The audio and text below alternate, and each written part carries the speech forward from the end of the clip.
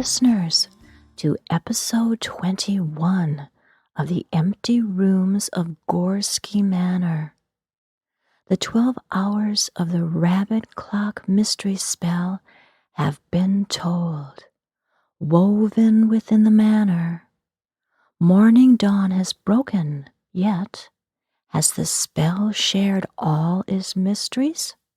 Rabbit, Feathers, Simon, and Shadow did their part in the weavings of this tale of many tales, yet is the spell now truly cast and complete? I heard through the knowing the mysteries and tales are never ending. Poor dear Harry, his end not pleasant. His remains lay to rest once again, but is he truly at rest? So begins the ending of this tale.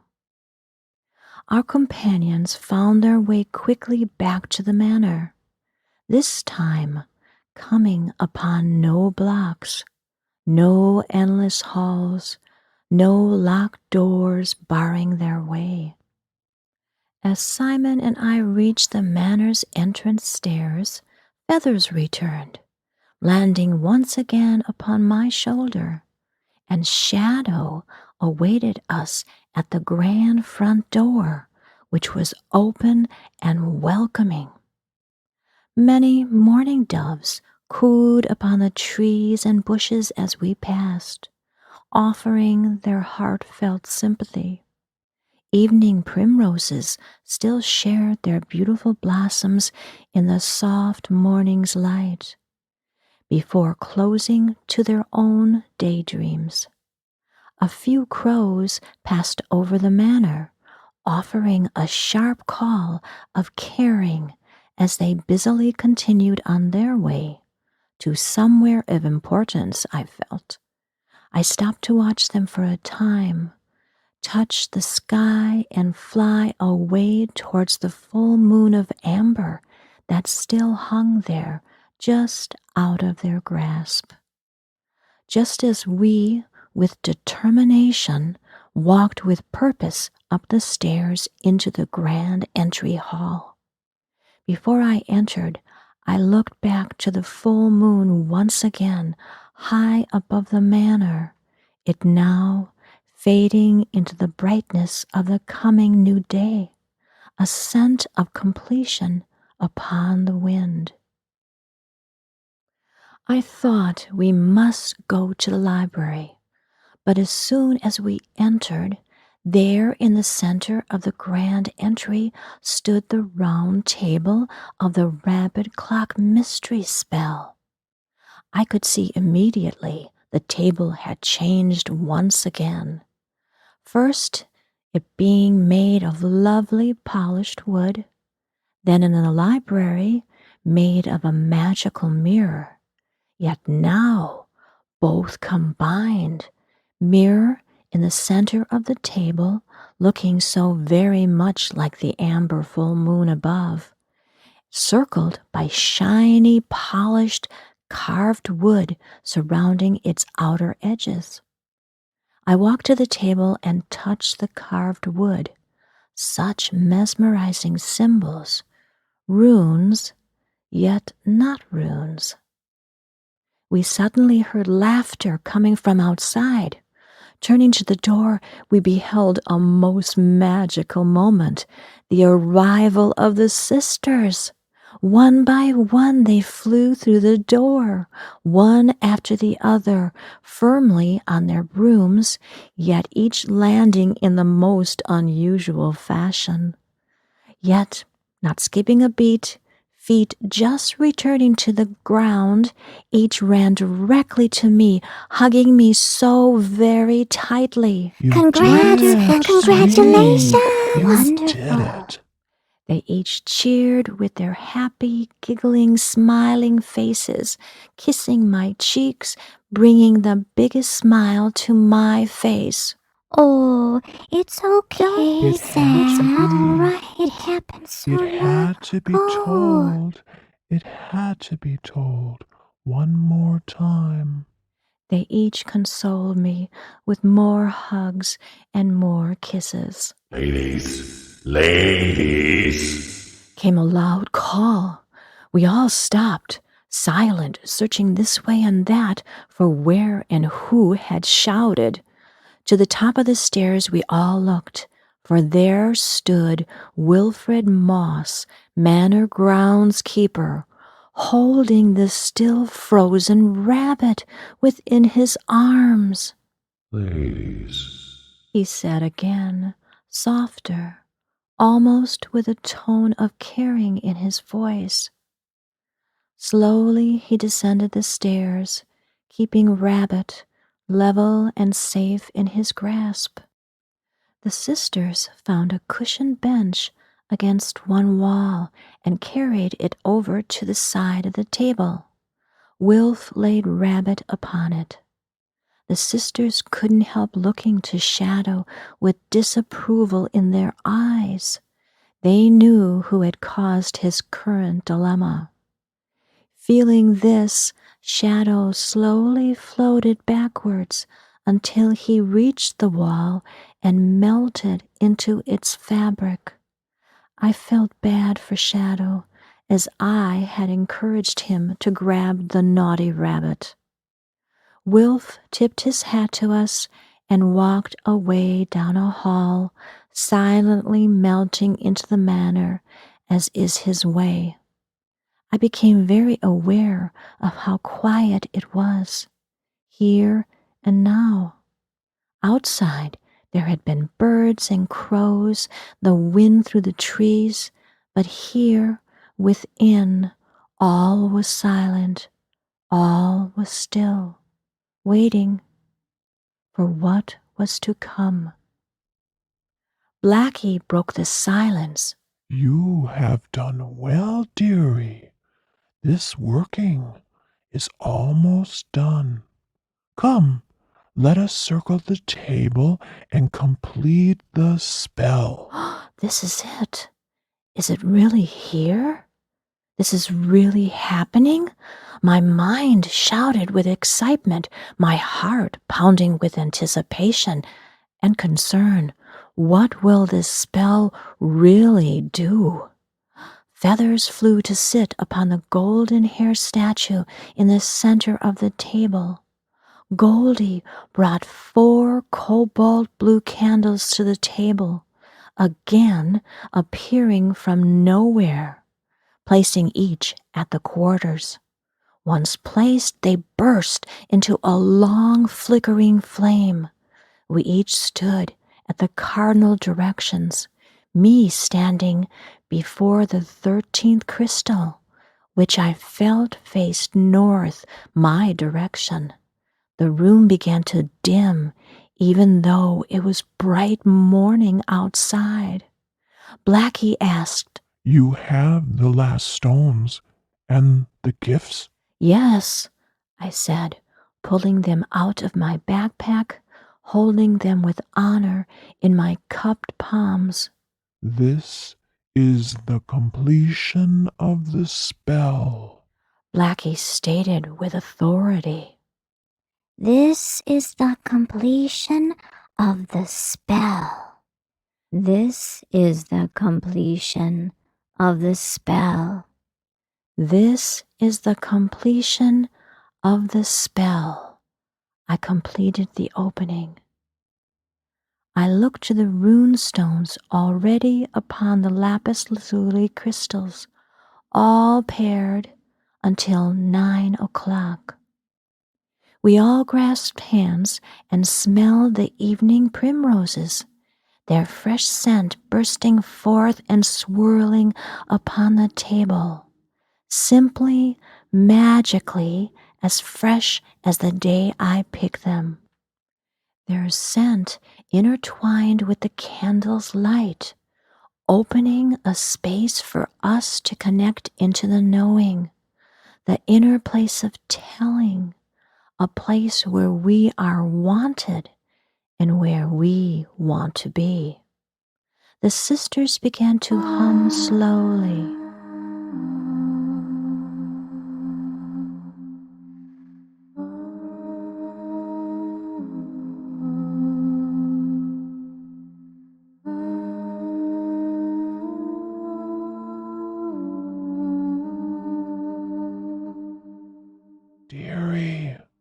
Speak the spell. At the spiral stairs of thought, tick-tock, one, flows the ancient spiral well for the workings of your spell. Rune, now these, spins the threads of sadness into a web of gladness. Tick-tock, one. A crack of lightning shook us to the core. The sisters gasped, looking to me for answers. 'Tis not the proper words you speak. I looked to her with confusion. They were what was shared before. Think to the book. Something more is needed. Feeling flustered, I took a deep cleansing breath and brought the spell's page up within my knowing. I closed my eyes and could see the first clock and its words. They were as I had spoke. The face of the clock showed one, the rune, now these, and the fanciful written word your came into my mind, one within each section. This potion, for that is what they are. I tried to remember more upon the page. Then a flash of red called my attention. The words upon the bottom of each page read, All is complete. All be known when the spell becomes your own. Oh, I think I know. I reached for Blackie and Goldie's hand and began the spell once again. At the spiral stairs of thought, tick-tock, one, flows the ancient spiral well for the workings of my spell. Rune, now these, spins the threads of sadness into a web of gladness. Tick-tock, one. All felt good. All was as it should be. I looked to 1 o'clock, the stone and the crystal, and saw the lapis lazuli crystal began to glow. I continued. At the tower room of slumber, tick-tock, 2. Rest with calmness in your shell for the workings of my spell. Rune Hagalaz turns the dream where madness lay into a hug of mirth and play. Tick-tock, 2. At dear grandmother clock, tick-tock, 3. Dear companion, please do tell for the workings of my spell. Rune Lagaz, dance the current's inner flow, all our dreams together know. Tick-tock, 3. At the edge of the world, tick-tock, 4. Breathe together like a bell for the workings of my spell. Rune Orla, with the fate at birth of thee, listen to the telling tree. Tick tock, 4. At the grand manor door. Tick tock, 5. See the joy of lovely smell for the workings of my spell. Rune Wunyo, bringing time for laughter true, now forever, me and you. Tick tock, 5. At the marching soldiers, 2 by 2. Tick tock, 6. Ever moving homeward down for the workings of my spell. Rune on Sooth, crows of knowledge caw and fly, cross blackened earth where spent tears lie. Tick tock, 6. At the whispers in the stone. Tick tock, 7. Echoes chanted they foretell for the workings of my spell. Rune Suillo, amber bright in darkness, share the glow of brightness. Tick tock, 7. As the shadow watcher waits. Tick tock, 8. Round the table spirits swell for the workings of my spell. Rune Isa, memories all alone, found within the one white stone. Tick tock, 8. At the apple red of time. Tick tock, 9. From the orchard's glen of hell for the workings of my spell. Rune Manaz, poppet gift for thee, knowing who you truly be. Tick tock, 9. I then placed the next rune stones upon its crystal of the clock as I continued the chant. At the bottom of the stair. Tick tock, 10. Feathers black down they fell for the workings of my spell. Rune Gifu, companions many, old and new, find the book that's written true. Tick tock, 10. At the web of mirrors be. Tick tock, 11.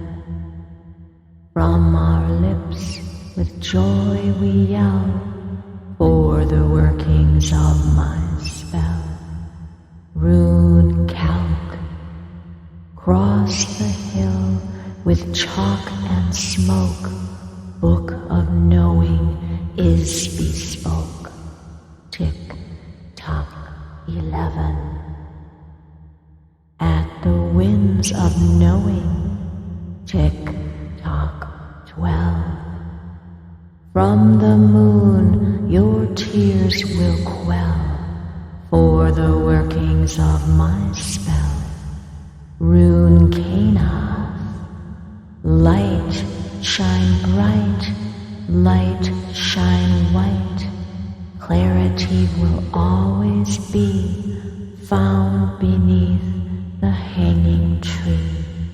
Tick tock, 12.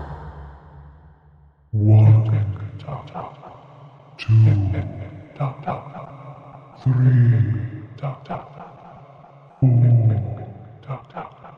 4, 5, 6, 7, 9, 10, 11, 12.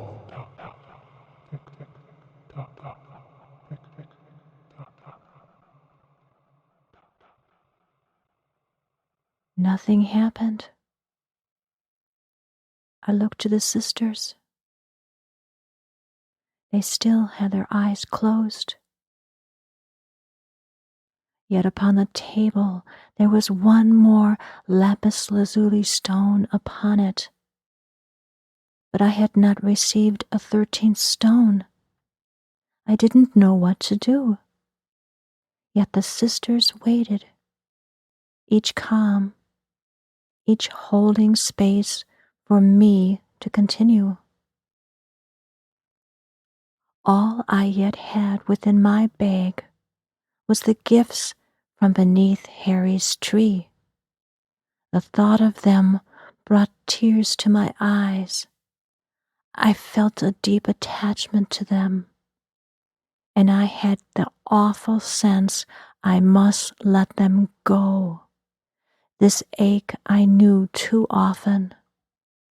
Looking at things of deep memory that I dearly cherished, some heirlooms of those now gone, treasures and talisman from so many journeys.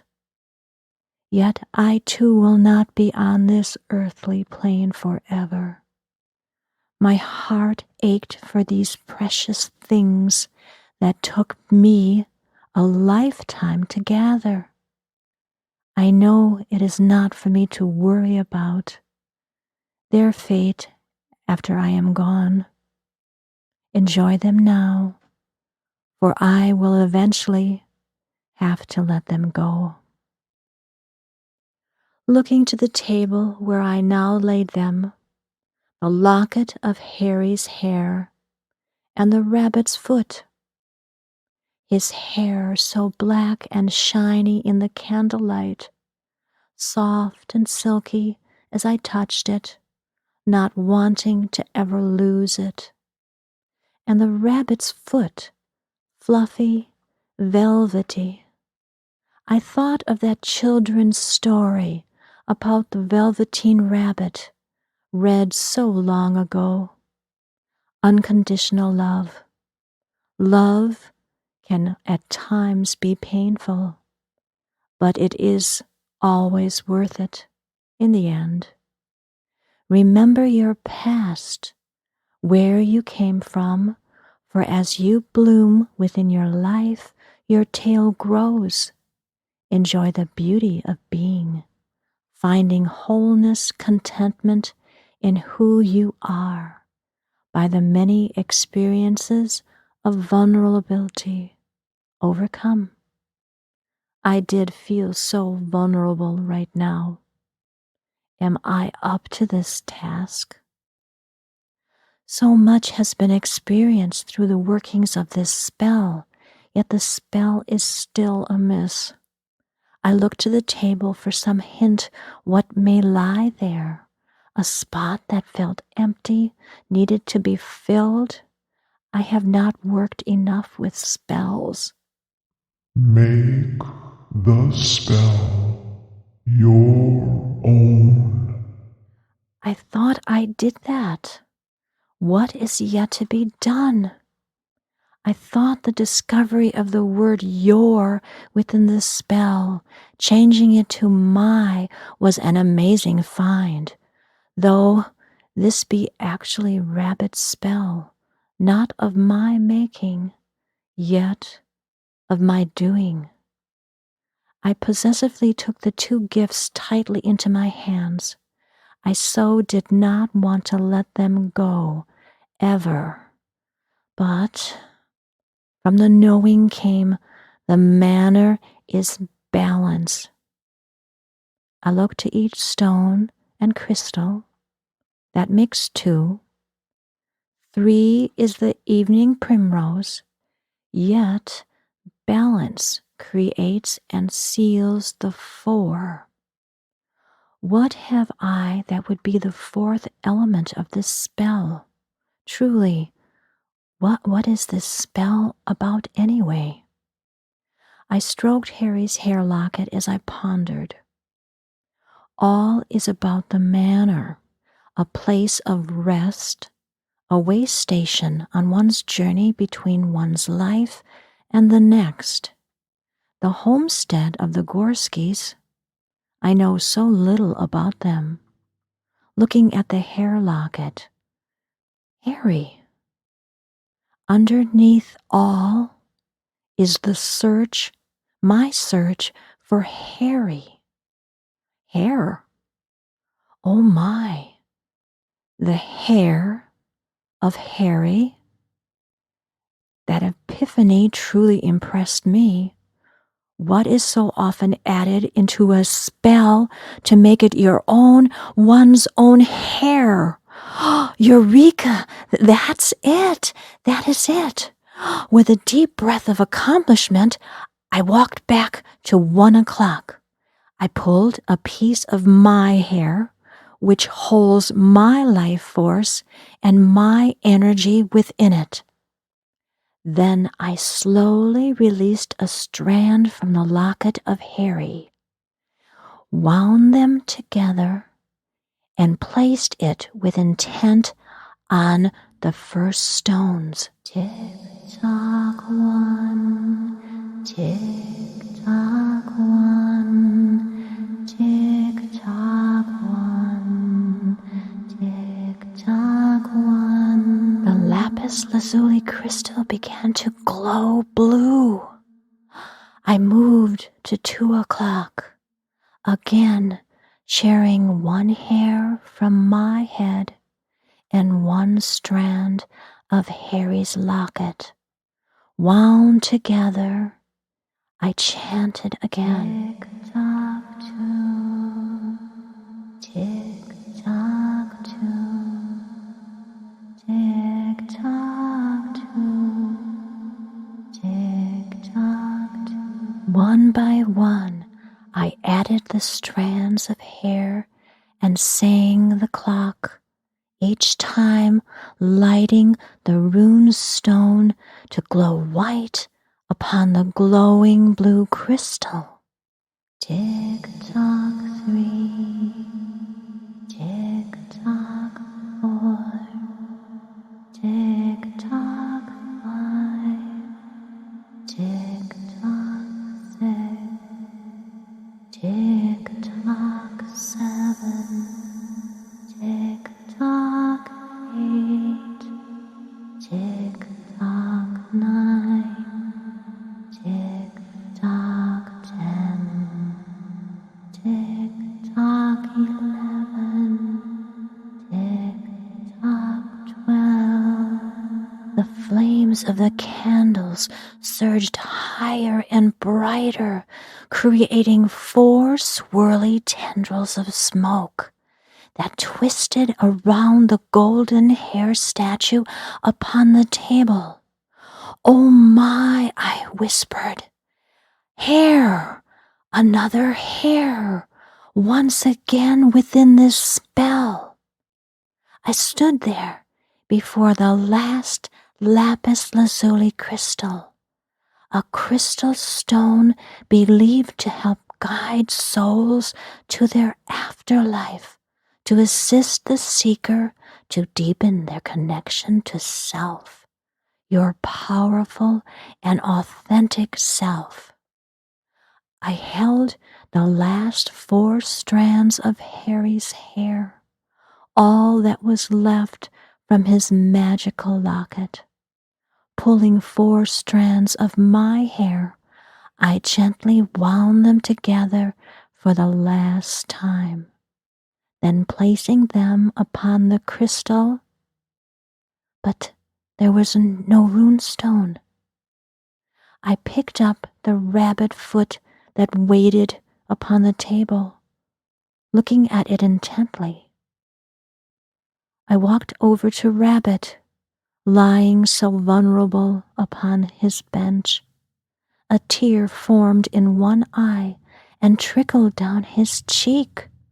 I looked at the rabbit's foot in my hand, white and fluffy as he was. Rabbit is his name, though actually a hare he be.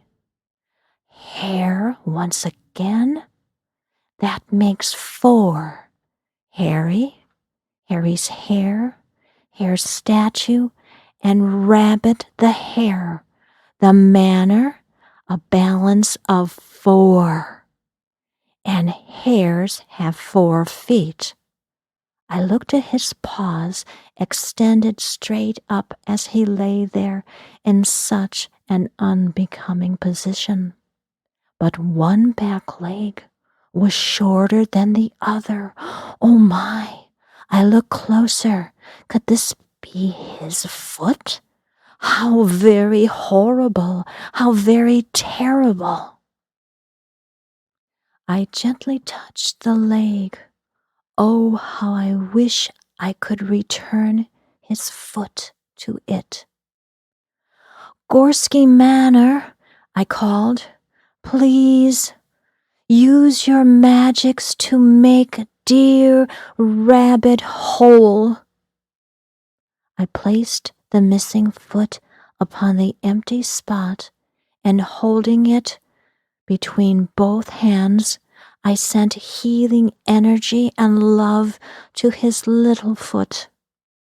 The knowing inside loudly shared a word with me, charmed.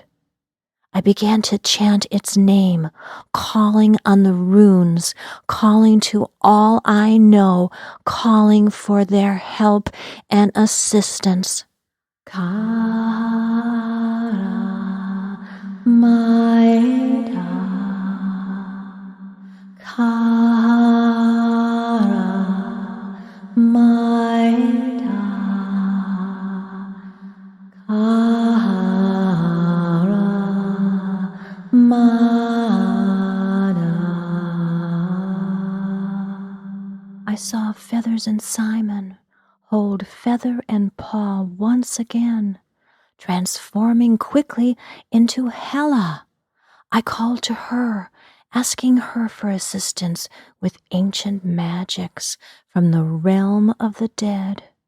I looked into her eyes, sending my wish and hope to reignite the foot, return it from the realm of the dead.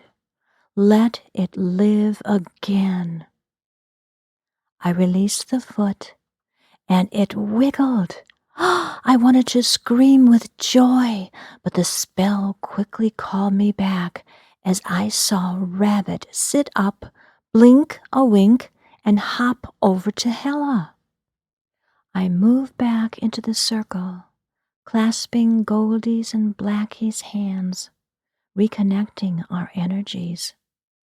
Looking to the 13th stone, I took in a big breath, releasing it upon the lapis lazuli crystal of blue and our strands of hair, mine and Harry. And there, before my eyes, appeared the last needed white rune stone, Gar. The rune of the great void, of nothingness and everything, a place where all began, yet all remains, endless threads, intertwined, connected, endless possibilities, endless hairs. I closed my eyes and chanted, tick-tock, 13. With the rabbit's foot of charm, tick-tock, 13. Keep your heart, do not excel, for the workings of my spell, Rune Gar. All be open, all be clear, hand in hand, whom you hold dear. Tick-tock, 13.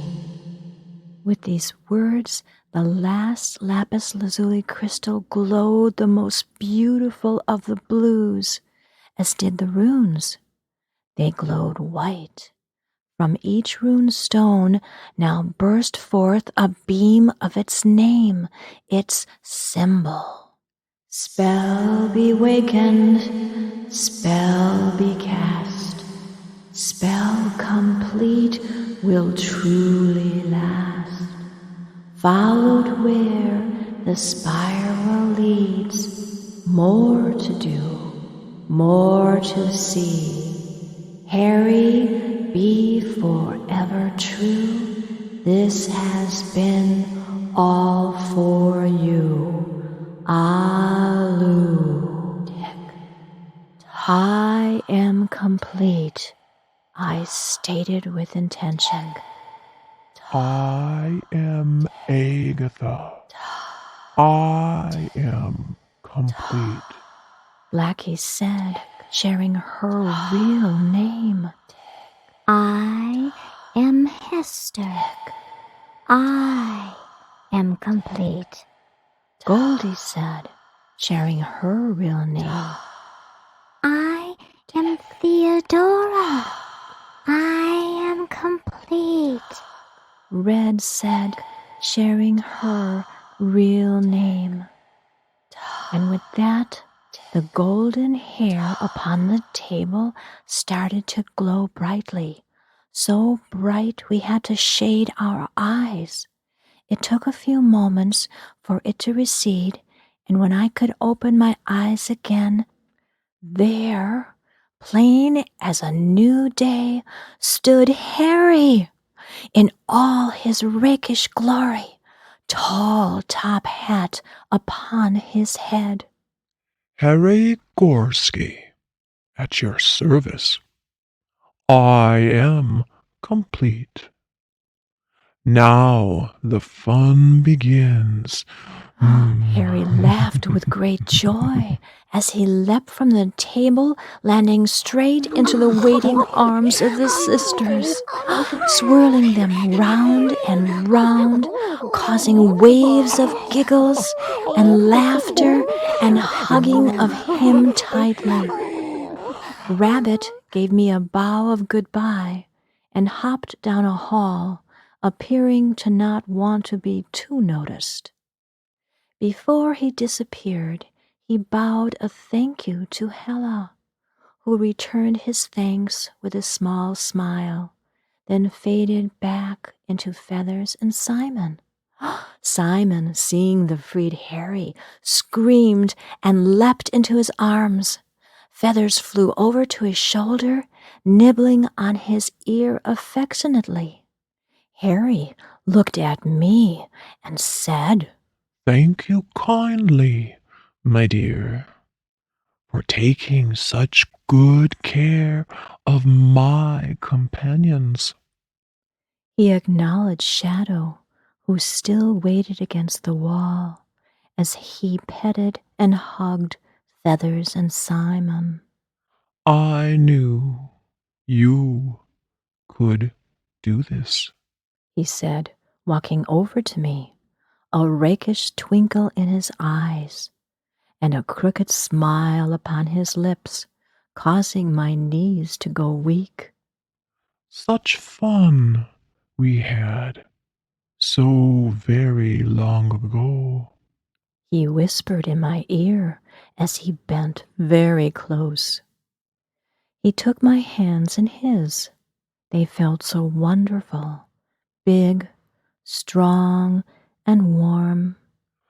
Oh, how I have missed holding your hands. He continued, patting my hands gently. All those many hours, talking by candlelight, so long ago, through the Ouija planchette. Before I could utter a sound, he suggested, Come with me. We must catch up. He took me by the arm without a pause and escorted me out the front door of the manor in a most regal fashion. Down a cobble path he led me to a lovely bench beneath a huge apple tree laden with bright red apples, perhaps from Hela. The morning sun glistened upon these apples and within his eyes. Such secrets within the manor, ne'er to be spoken, yet secrets are to be whispered. With that he took my hand and placed something within it. I looked at him, questions upon my face, then opening my palm to see another locket of his hair. Oh, what times we now shall have!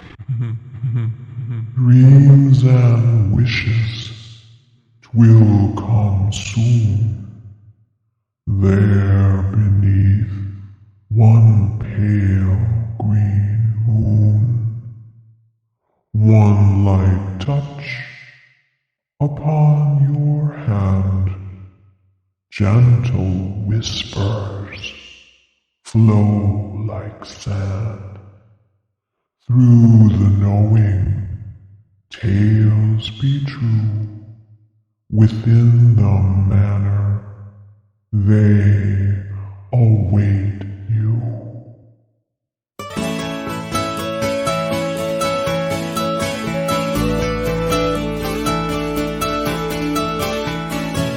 The sun is breaking through the misty morning fog of gray. The wind is passing through. The birds are swaying in the trees. The day is fresh and clear. The dew is glistening on the leaves. The days for us, my dear, spent underneath the morning tree. Wipe the sleep out of your eyes. Come and sit here by my side. Here with me underneath the morning tree. Stay with me underneath the morning tree.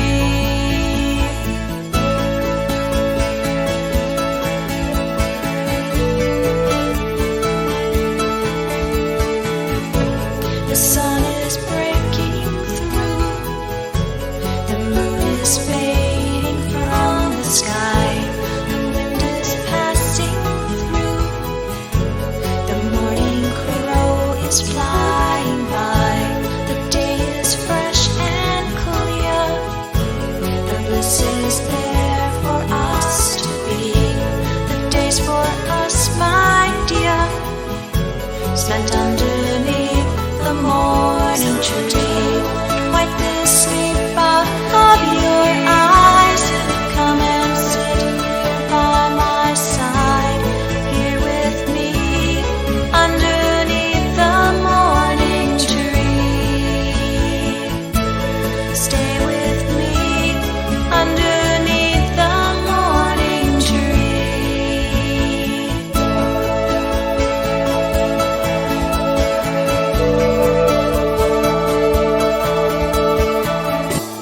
The sun is breaking through. The rays are warm across our hands. The wind is passing through.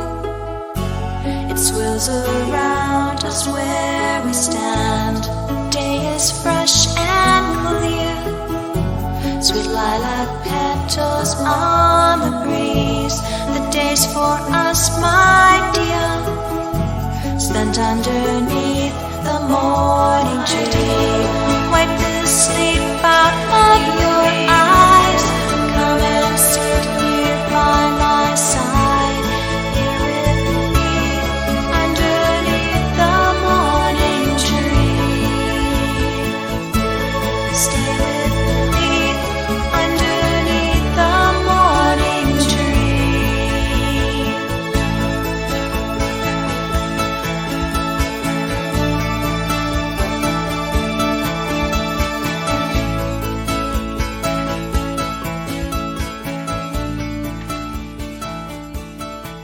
Together we sat beneath the apple tree. Blessings and hugs, dear listeners. Thank you so much for your kind patronage, your patient and encouragement of this tale. Your energy has been felt and greatly appreciated. Now, on to the next gander of tales, things in the corners of Gorski Manor, with the infamous Harry Gorski.